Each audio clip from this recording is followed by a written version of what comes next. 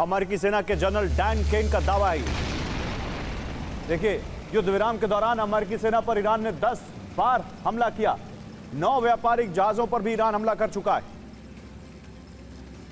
तो यह बड़ी खबर है। सीज फायर में यूएस सेना पर 10 हमले हुए हैं और अमेरिका यह दावा कर रहा है कि ईरान ये हमले कर रहा है।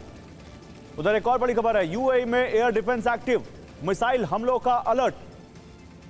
यूएई में मिसाइल हमलों का अलर्ट है, एयर डिफेंस एक्टिव कर दिए गए हैं। सुरक्षित स्थानों पर रहे नागरिक, ये यूएई ने कहा है। तो यूएई की एक रिफाइनरी पर हमले के बाद अब वहां पर डिफेंस सिस्टम अलर्ट हो गए हैं। यूएई के प्रशासन ने कहा अपने नागरिकों से, उनकी सरकार ने, कि अपनी जगह अपने घर पर सुरक्षित रहें। एयर डिफेंस सिस्टम एक्टिव हो गए।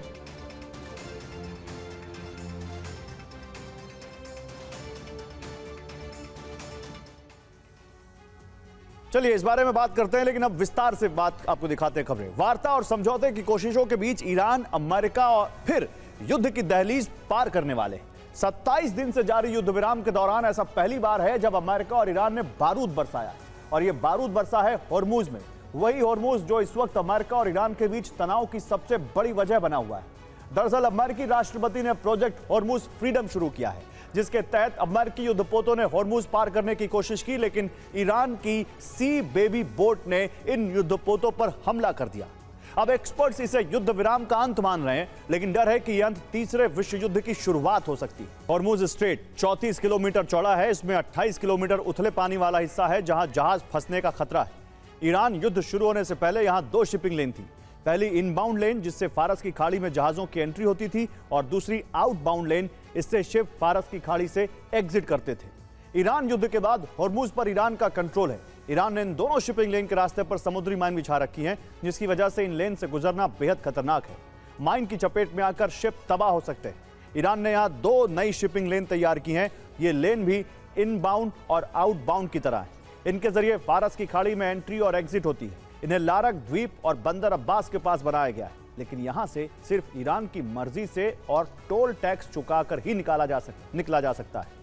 अब प्रोजेक्ट फ्रीडम में अमेरिका ने अपनी शिपिंग लेन तैयार की है। हालांकि ये डबल लेन नहीं है, ये सिर्फ एक सिंगल लेन है, यानी एक बार में एक ही जहाज यहां से गुजर सकता है। इस लेन को ओमान के समुद्री क्षेत्र के बिल्कुल पास बनाया गया है। ये ओमान के मुसंदम प्राय द्वीप के करीब से होकर गुजरती है।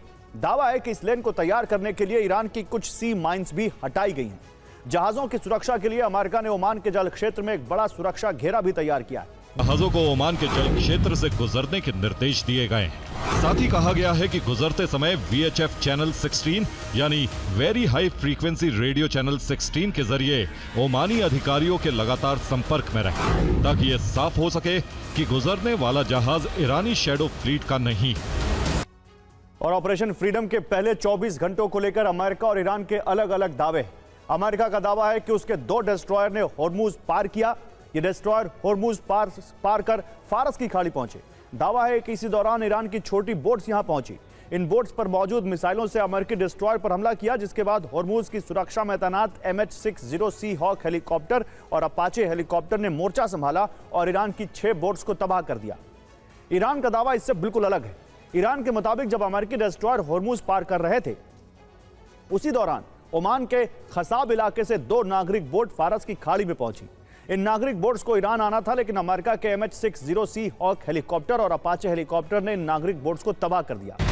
एक्सियोस की रिपोर्ट में दावा है कि सीज फायर लगभग टूट चुका है। बहुत जल्द पूर्ण युद्ध दोबारा शुरू हो सकता है। होर्मुज या तो पूरी तरह खुलेगा या फिर एक महायुद्ध शुरू होगा। इजरायली चैनल 13 की रिपोर्ट में दावा है नेतन्याहू ने अपने अधिकारियों के साथ सीक्रेट बैठक की। ये बैठक करीब 8 घंटे तक चली, जिसमें उन्होंने युद्ध पर परामर्श लिया। वहीं अमेरिका ईरान के खिलाफ सैन्य अभियानों को फिर से शुरू करने की तैयारी कर रहा है।